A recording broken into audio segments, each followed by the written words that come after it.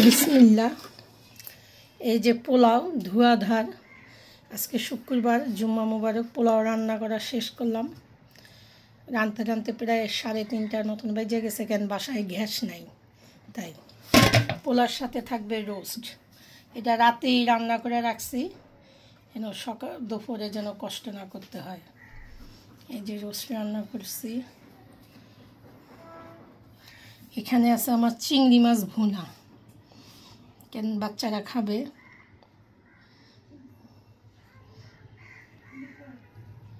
এই যে চিংড়ি মাছ ভুনা, কাঁচামরিচগুলো দেখছেন, অতুলনীয়।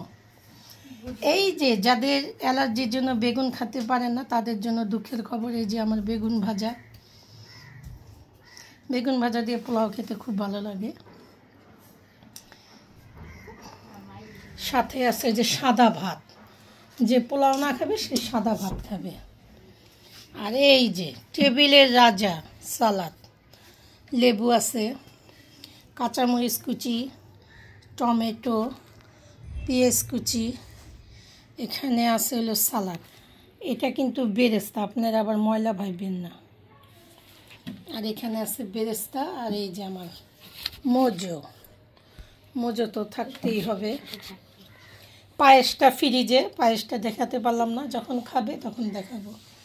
আমার চ্যানেলটা লাইক করবেন, শেয়ার করবেন, ইউটিউব চ্যানেলটা। আল্লাহ আপনাদেরকে সবাইকে ভালো রাখুক, সুস্থ রাখুক, দোয়া করি। এই তো আরেকবার দেখেন, এই যে আমার পোলাওটা দেখেন কতখানি ঝরঝরে হয়েছে। সবাইকে জুম্মা মুবারক। আল্লাহ সবাইকে ভালো রাখুক, সুস্থ রাখুক, আমিন।